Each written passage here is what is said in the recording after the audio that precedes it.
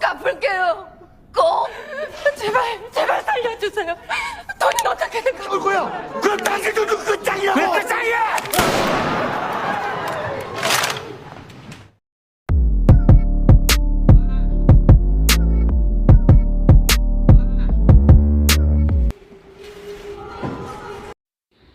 Squid Game episode 2 dimulai dengan beberapa staf dari permainan sedang berkumpul merapikan peti. Dan nampak di situ ada salah satu peti yang terlihat tangan seorang wanita yang mau keluar, tetapi oleh salah satu staf ditutup peti tersebut dengan paku. Dan Squid Game episode 2 pun dimulai.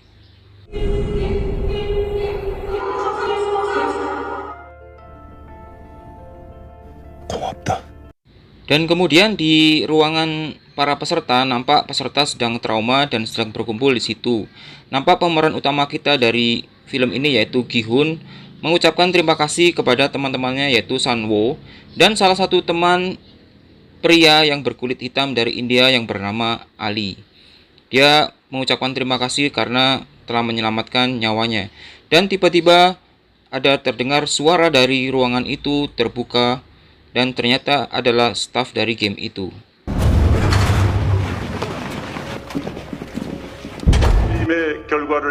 Dan dari salah satu staf itu mengumumkan hasil dari permainan pertama. Dari 456 peserta yang tereliminasi sebanyak 255 pemain. Dan itu pun membuat peserta dari yang masih hidup membuat mereka ketakutan. Dan terlihat ada seorang wanita dari salah satu peserta memohon-mohon agar berhenti dari permainan ini dan berjanji akan melunasi semua utang-utangnya.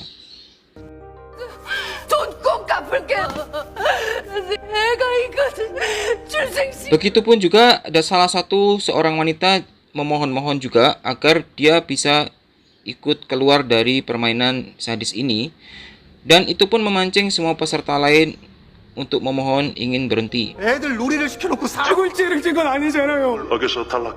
Para staf menjelaskan bahwa mereka bukan orang yang menagih utang-utang dari peserta. Pesertalah sendiri yang sepakat telah mengikuti permainan ini dan sudah menandatangani perjanjian dari permainan ini. Namun karena kepanikan, para peserta pun tetap ingin meminta menghentikan permainan ini dan kembali pulang. Dan bahkan dari peserta ingin mengancam bahwa permainan ini akan dilaporkan kepada polisi. Dan kegaduhan pun terjadi.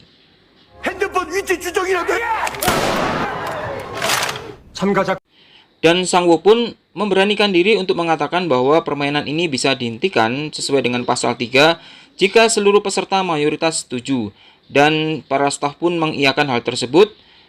Dan staf memberi kesempatan kepada peserta untuk menentukan pilihan mereka. Sebelum pemungutan suara dilakukan, staf pun memberikan informasi bahwa dari hasil permainan pertama yang mereka lakukan, telah terkumpul sebuah hadiah berupa uang tunai yang sudah terkumpul di dalam sebuah bola besar.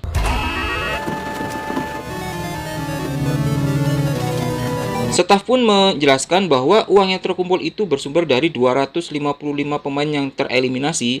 Satu pemain bernilai 100 juta won, sehingga di dalam bola itu terkumpul 25,5 miliar won. Dan itu membuat para peserta menjadi semakin bimbang dalam mengambil keputusan. Waktu untuk pengambilan suara pun dimulai. Di sini ada dua tombol, satu hijau dan merah. Hijau artinya peserta ingin melanjutkan permainan ini, dan merah pun sebaliknya. Dan kemudian pemilihan pertama dilakukan oleh peserta nomor terakhir, tidak lain tidak bukan adalah Gi-hun sendiri. Di sini Gi-hun memutuskan untuk menekan tombol merah karena tidak ingin melanjutkan permainan ini. Disusul oleh seorang wanita yang tidak disangka-sangka. Wanita ini setelah melihat hadiah yang cukup menggiurkan di dalam sana, akhirnya wanita ini memutuskan ingin melanjutkan permainan gila ini. Dan voting pun dilanjutkan pemain-pemain berikutnya.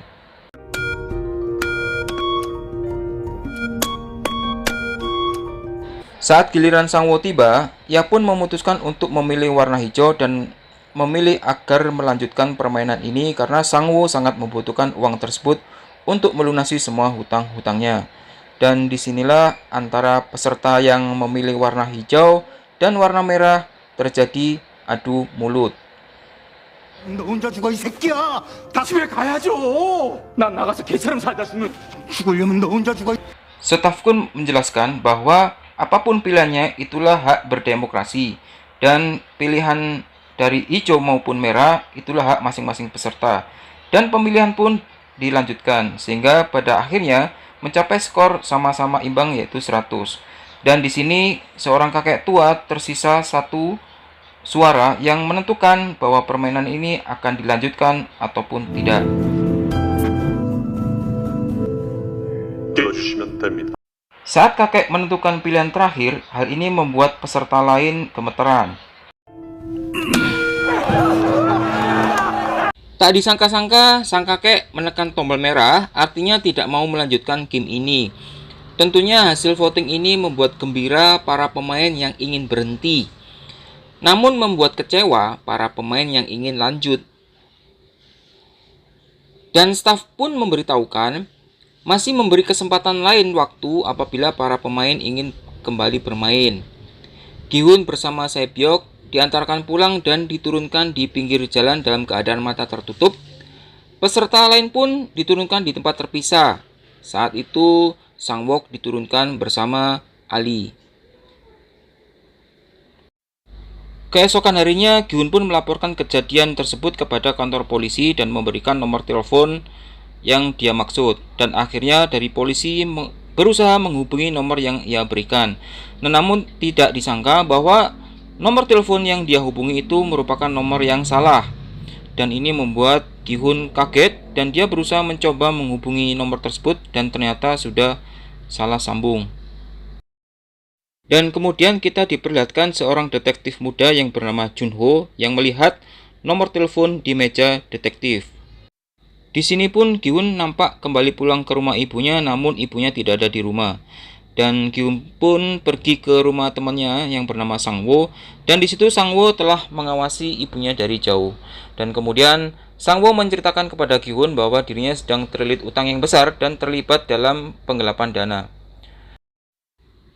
Gi-hun pun telah mendapati ibunya sedang berada di rumah sakit dan dirawat yang membutuhkan dana besar untuk merawat penyakit diabetes ibunya. Namun ibunya memutuskan untuk kembali pulang ke rumah karena keterbatasan uang untuk pengobatan. Dan di sini pun Gi-hun berjanji kepada ibunya akan membawakan uang yang besar kepada ibunya. Kita kemudian diperlihatkan detektif Jung-woo. Ia sebenarnya sedang mencari kakaknya yang hilang dan sudah lama tidak ada kabar.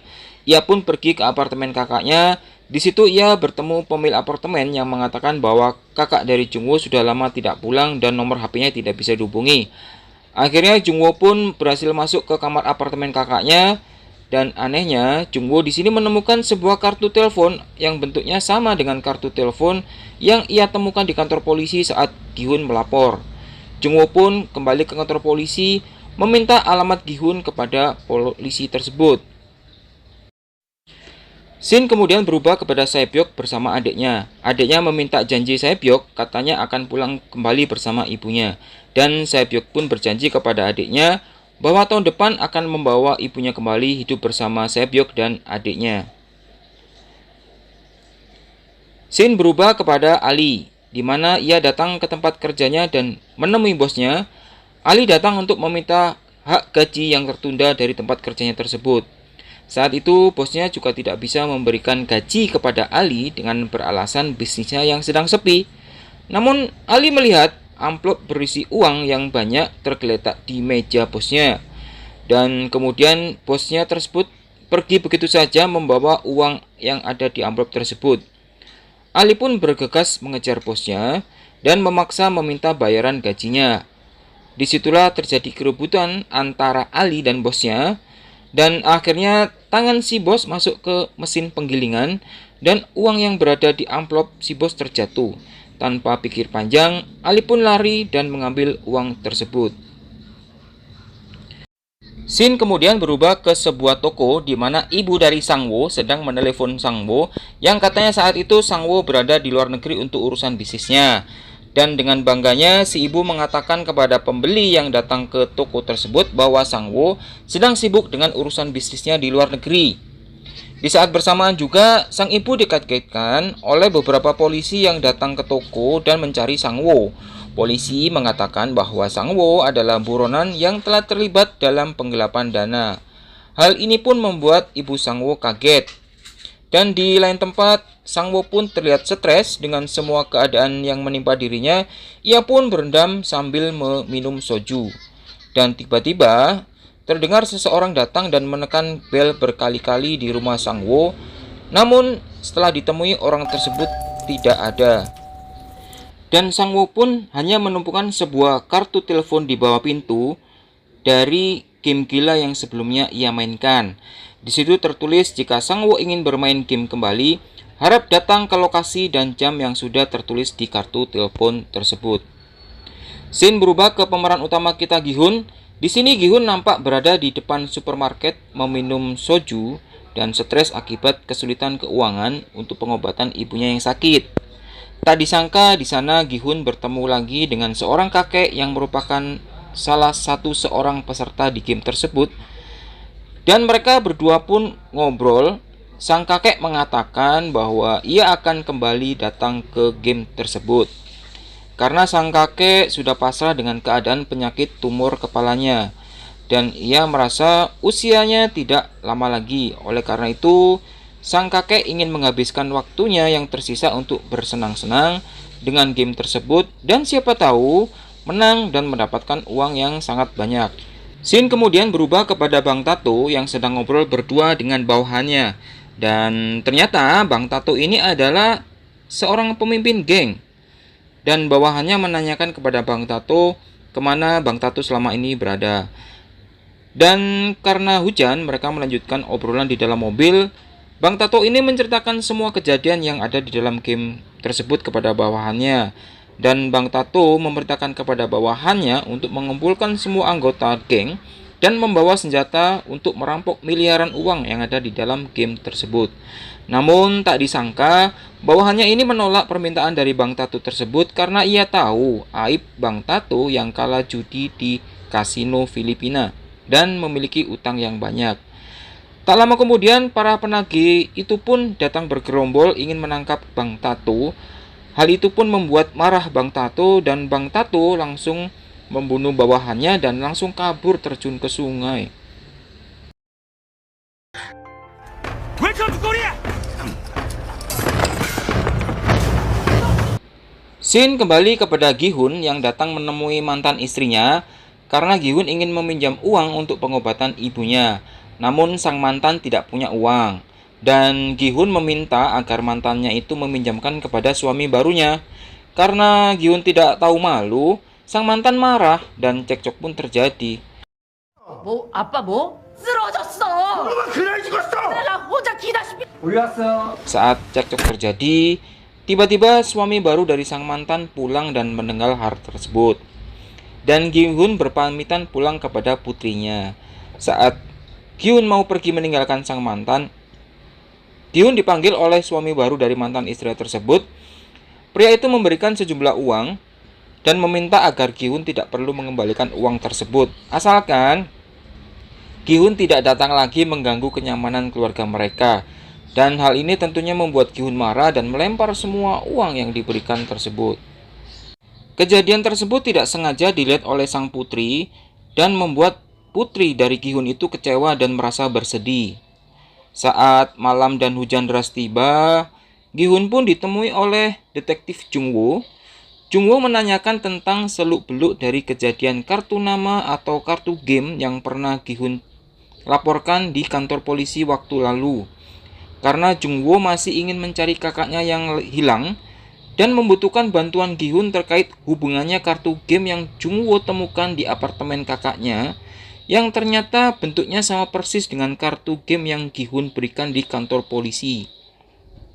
Sebelum Gi-hun masuk ke rumah, Gi-hun kembali mendapati sebuah kartu game yang ia temukan di pintu Dan akhirnya Gi-hun pun memutuskan untuk kembali mengikuti game tersebut.